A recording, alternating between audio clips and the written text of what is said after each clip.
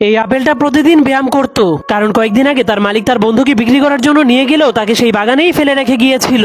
এজন্য সে পরের দিন নিজেকে অনেক সুন্দর করার জন্য নিজের শরীরে লাল রং লাগিয়ে দেয় আর স্বপ্ন দেখতে শুরু করে মালিক এখন তাকেও বিক্রি করার জন্য স্টিকার লাগাবে। কিন্তু তখনই তার মালিক এসে এবারও তার অন্য একটা বন্ধুকে বিক্রি করার জন্য নিয়ে যায়, যার কারণে সে অনেক মন খারাপ করে হার মেনে যায় আর ভাবতে শুরু করে তার মালিক তাকে কখনোই বিক্রি করবে না। কিন্তু তখনই সে পাশেই একটা ব্যায়াম করার ঘর দেখতে পায়, যা দেখার পর সে অনেক খুশি হয়ে সেখানে গিয়ে 80 কেজি ডাম্বেল দিয়ে ব্যায়াম করতে শুরু করে দেয়। এভাবেই সে 2 বছর সেই জিমের মধ্যে অনেক পরিশ্রম করে, কিন্তু যখন সে নিজেকে মাপতে শুরু করে তখন সে বুঝতে পারে এত পরিশ্রমের পরেও সে একটুও বড় হয়নি। এজন্য সে বুদ্ধি খাটিয়ে একটা পাম্পের মেশিন দিয়ে নিজেকে ফুলিয়ে দেয়। এরপর সে অনেক খুশি হয়ে আবারও সেই গাছে চলে যায়। তখন তার মালিক এত বড় আপেল দেখার পর তাকে বিক্রি করার জন্য স্টিকার লাগিয়ে দেয়, কিন্তু হঠাৎ করে তার ভেতরে থাকা হাওয়াগুলোর সাথে সাথে তার স্টিকারটাও খুলে যায়। এজন্য তার মালিক তাকে রেখেই ট্রাক নিয়ে চলে যেতে শুরু করে, যার কারণে সে অনেক রেগে গাছের উপরে লাফিয়ে লাফিয়ে সেই ট্রাকটার পিছু করতে শুরু করে দেয়। কিন্তু এক গাছ থেকে আরেক গাছে যাওয়ার সময় তার হাতটা স্লিপ কেটে যায়, যার ফলে সে নিচে বসে থাকে একজন মানুষের মাথার উপরে পড়ে যায়। আর এই দুষ্ট আপেলটার কারণেই বিখ্যাত বিজ্ঞানী নিউটন গ্র্যাভিটির খোঁজ করতে পেরেছিল।